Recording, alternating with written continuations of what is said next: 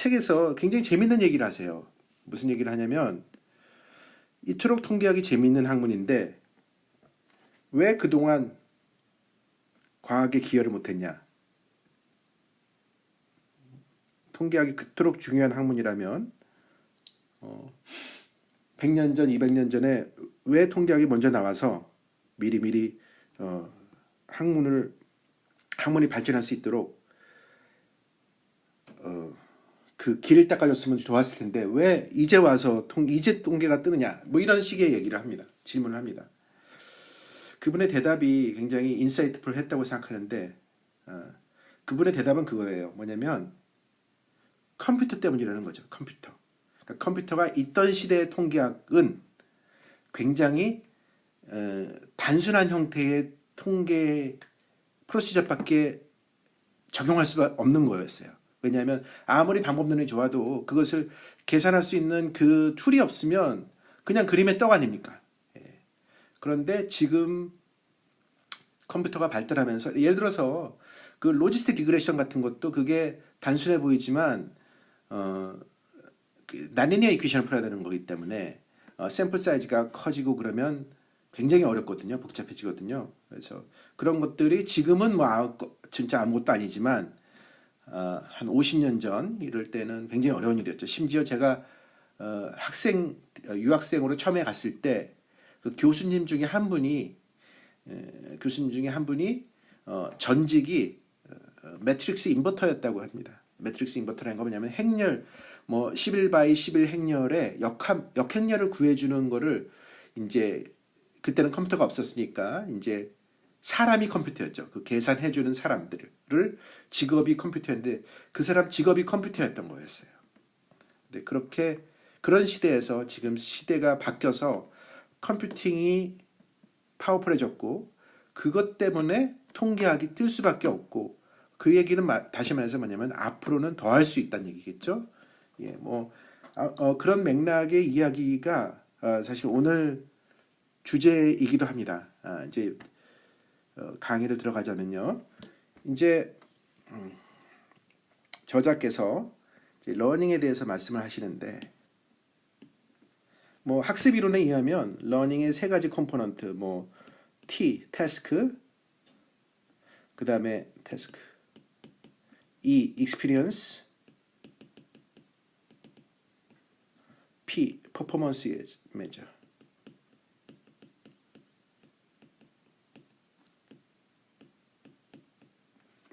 experience라는 것은 데이터입니다. 데이터. 그죠? 데이터. 그래서 어떤 특정 태스크에서 데이터를 통해서 학습을 했을 때 학습을 했냐 안 했냐의 결정은 결국 뭐냐면 퍼포먼스 메저가 더 좋아지면 그러면 학습이 되었다라고 얘기를 하는 거고 퍼포먼스 메저가 더 좋아지지 않으면 그 익스피리언스는 꽝인 거죠. 뭐 그런 학습 이론에는 그런 게 있는데 여기서는 뭐 그보다는 이제 오퍼레이셔널한 그런 측면에서 이야기를 합니다. 뭐냐면 학습에서는 결국은 알고리즘틱한 부분이 있고 인퍼런셜한 부분이 있다는 겁니다. 알고리즘이라는 것은 결국 프로그래밍 될 수 있는 거죠. 컴퓨터로 프로그래밍해서 그냥 뚝딱하고 나올 수 있는 부분이고 인퍼런셜 애스펙트는 그 안에 들어가 있는 그 알고리즘 안에 들어가 있는 어떠한 이론이 될 것입니다. 그래서 뭐 이것이 우리가 흔히 쓰는 평균이나 뭐 표준 스탠다드 에러 같은 것이 알고리즘으로 볼 수도 있지만 그 안에 티어리가 있지 않겠습니까? 그래서 이제 그것에 대한 이야기를 해주는 겁니다.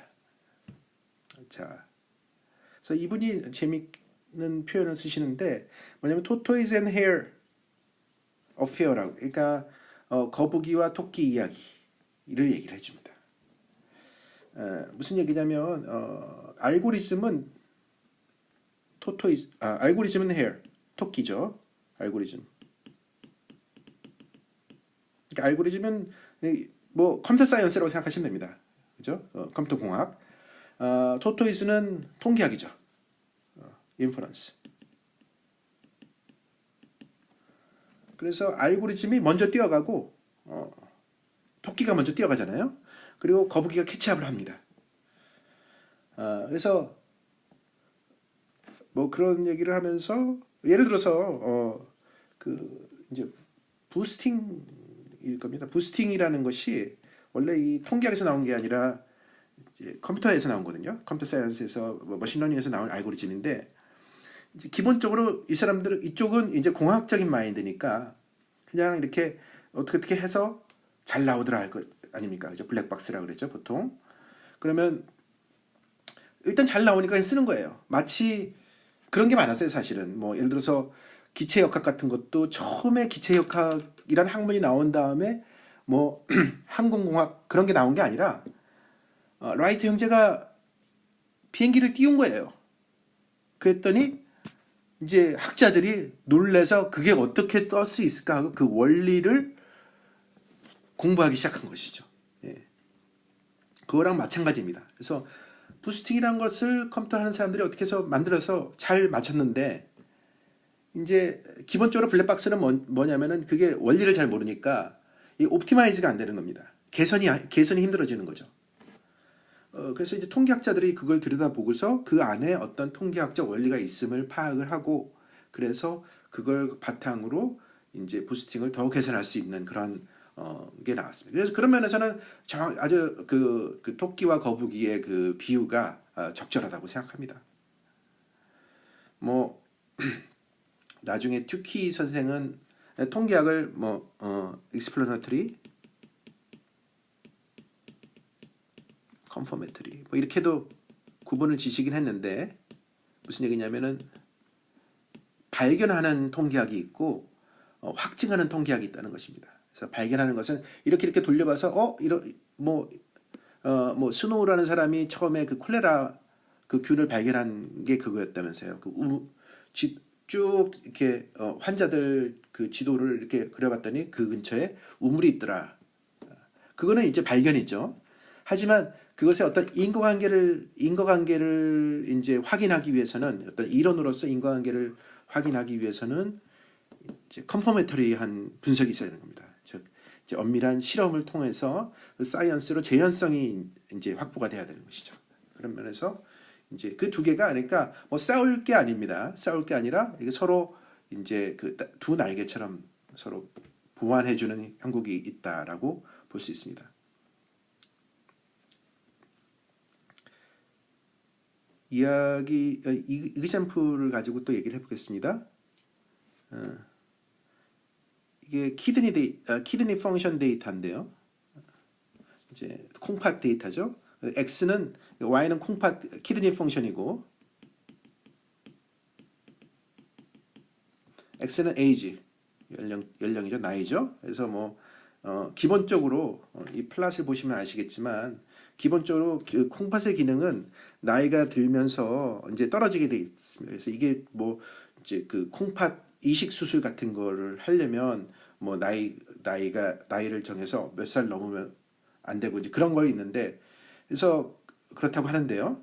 이제 그래서 이게 보니까 나이가 들수록 기울기가 떨어지는 형태니까 이제 우리가 생각해 볼 수 있는 그 리그레션 모형이 이제 선형 회귀 모형을 생각할 수 있겠죠. 그래서 뭐 선형 회귀 모형이라는 얘기는 결국은 이제 x의 1참수로 이것을 피팅하겠다는 것이니까 1참수로 피팅을 합니다. 뭐 최소 자승법을 가지고서 그러면 이제 이 그림에서 보시면 이제 녹색이 피팅한 선이고 이 검은색 이것이 이제 신뢰 구간이죠.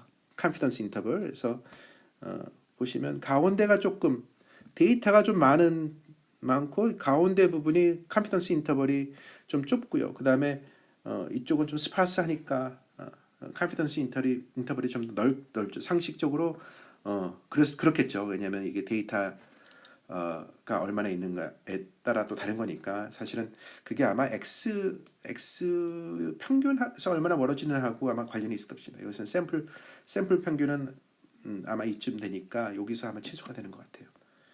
자, 뭐 최소 자승법은 원래는 가우스와 레젠더라는 분이 뭐 그 천문 데이터를 가지고 뭐 피팅했다고 그러나 정확히 모르겠습니다. 자, 그거는 이제 하나의 단순한 모형이고 우리가 뭐 굳이 이것을 1차 함수로 피팅할 게 뭐 있냐, 2차 함수로 피팅하면 안 되겠냐, 뭐 이런 식으로 생각할 수 있겠죠. 그런 식으로 사고를 이제 좀 더 확장하다 보면은 조금 더 난리니어한 그런 형태가 됩니다. 그래서 이 로스라는 것은 이게 locally weighted scatter plot